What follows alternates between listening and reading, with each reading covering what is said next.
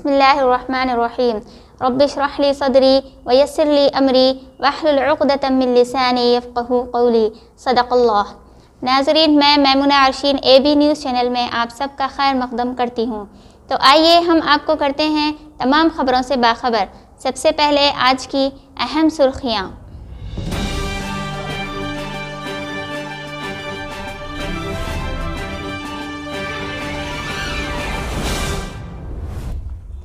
کریم نگر میں بچوں کے لیے کووڈ ٹیکہ اندازی۔ سید ممتاز محی الدین توکلی کا انتقال پرملال۔ کثرت میں وحدت، ہندوستان کا طرۂ امتیاز۔ ریاست میں کرونا وائرس کے چلتے صنعتی نمائش کا انعقاد تشویشناک، ٹیچرز JAC کا حکومت کو انتباہ۔ ملک بھر میں کورونا کے ساتھ ساتھ ویکسینیشن میں بھی اضافہ۔ جس طرف نوجوان جائے گا اسی طرف ہندوستان جائے گا، اور جہاں ہندوستان جائے گا وہیں ساری دنیا جائے گی۔ پولیس ڈپارٹمنٹ کے لیے بیسٹ سروس ایوارڈز۔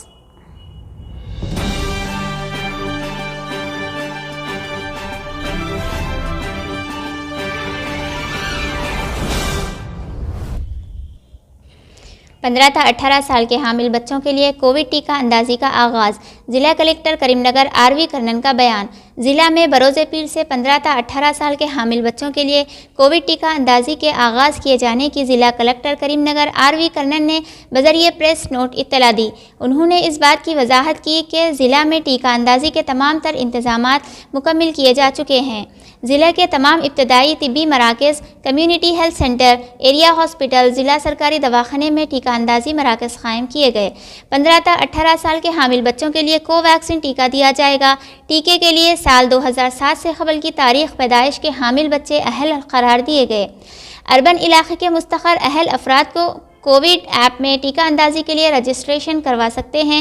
دیہی علاقوں کے مستقر اہل افراد آدھار کارڈ کے ساتھ کسی بھی ابتدائی طبی مرکز میں راست پہنچ کر رجسٹریشن کرواتے ہوئے ٹیکہ لے سکتے ہیں۔ ضلع کلکٹر نے اہل بچوں کو ٹیکہ اندازی کے لیے والدین یا سرپرست کو اپنے ساتھ لے جانے کی صلاح دی۔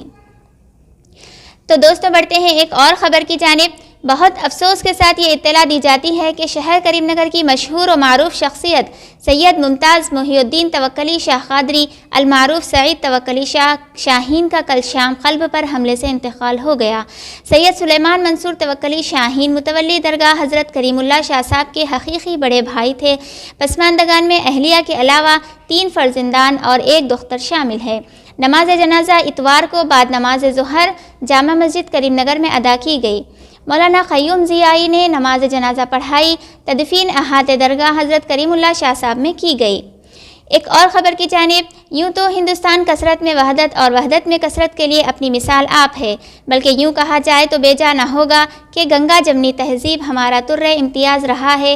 اسی سلسلے کی کڑی کے طور پر کریم نگر کے وارڈ نمبر 27 میں فوت ہونے والے پرولتاریہ کے رہبر ایلیہ کی آخری رسومات میں بہوجن سماج پارٹی کے ضلعی صدر نشانی رام چندر اور ضلعی سیکریٹری برائے BSP و نقاد محمد عبدالجمیل کے علاوہ سٹی پریزیڈنٹ گالی انل کمار نے شرکت کی۔ دوستوں، ایک اور خبر کی جانب۔ تلنگانہ حکومت نے ریاست میں کرونا وائرس کے بڑھتے ہوئے کیسوں کے پیش نظر سخت پابندیاں نافذ کر دی ہیں، جس کے تحت مذہبی اجتماعات، سیاسی جماعتوں کے جلسے جلوس کے بشمول ریالیاں، دھرنے اور عوامی مقامات پر بھیڑ بھاڑ کے جمع ہونے پر پابندی عائد کر دی ہے۔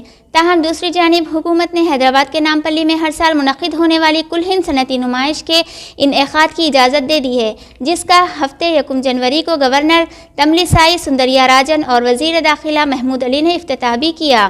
نمائش کے افتتاح کے اندرون چند گھنٹے ہی حکومت نے کورونا قواعد پر سخت پابندیاں عائد کرتے ہوئے احکامات جاری کیے ہیں۔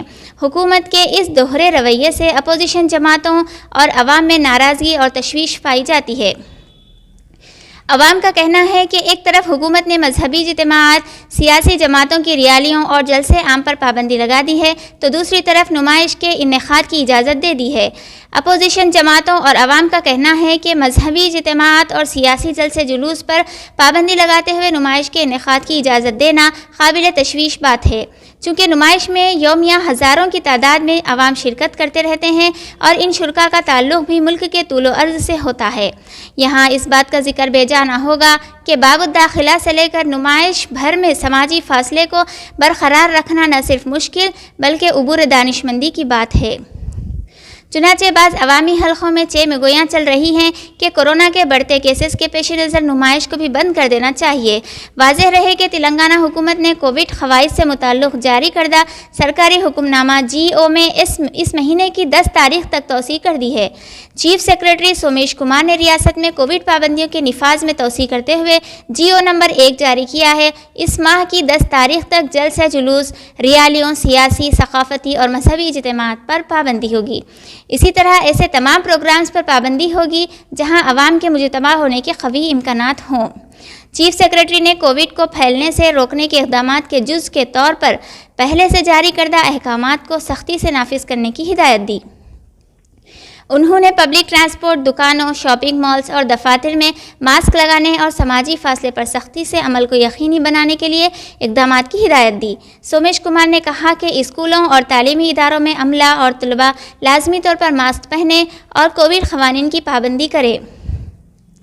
تو بڑھتے ہیں دوستوں ایک اور خبر کی جانب۔ تلنگانہ کی مختلف تنظیموں نے GO 317 کی منسوخی کا مطالبہ کرتے ہوئے شہر حیدرآباد کے LB نگر سے امبیڈکر کے مجسمے تک ریلی نکالی۔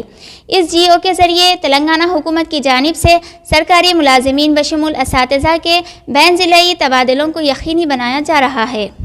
حکومت کے اس اقدام کی کئی اساتذہ تنظیمیں مخالفت کر رہی ہے۔ اس موقع پر ٹیچرز JS قائدین نے خطاب کرتے ہوئے حکومت کو متنبہ کیا کہ اگر اس GO کو منسوخ نہیں کیا گیا تو ریاست بھر میں احتجاج کیا جائے گا اور تحریک چلائی جائے گی۔ تو ایک اور خبر کی طرف، ملک بھر میں کورونا وبا کے پھیلنے کے ساتھ ساتھ کووڈ ویکسینیشن میں بھی اضافہ ہو رہا ہے۔ گزشتہ 24 گھنٹوں میں ملک بھر میں 25 لاکھ سے زائد افراد کو کووڈ ویکسین لگائے گئے، جس کے فوری بعد کل ویکسینیشن کی جملہ تعداد 145.44 کروڑ سے تجاوز کر گئی۔ ایک اور خبر کی طرف، وزیر اعظم نریندر مودی نے سابقہ حکومت پر کھیلوں میں نوجوانوں کی صلاحیتوں کو نظر انداز کرنے کا الزام لگاتے ہوئے اتوار کو کہا کہ آج جس راستے پر نوجوان چلے جائیں وہی راستہ ملک کا راستہ ہے اور اب یہی 21ویں صدی کا منتر بھی ہے۔ مودی نے اتر پردیش کے میرٹھ میں میجر دھیان چند اسپورٹس یونیورسٹی کا سنگ بنیاد رکھتے ہوئے ان خیالات کا اظہار کیا۔ انہوں نے زور دیتے ہوئے کہا کہ جس راستے پر نوجوان بڑھ جائیں وہ راستہ ہی صحیح راستہ ہے۔ انہوں نے کہا آج جس طرف نوجوان چلے گا ادھر ہندوستان چلے گا اور جدھر ہندوستان چلے گا ساری دنیا اسی راستے پر چلنے پر مجبور ہوگی۔ قبل ازیں نریندر مودی نے میرٹھ کے سلاوہ میں 700 کروڑ روپے کی لاگت سے تعمیر ہونے والی میجر دھیان چند اسپورٹس یونیورسٹی کا سنگ بنیاد رکھا۔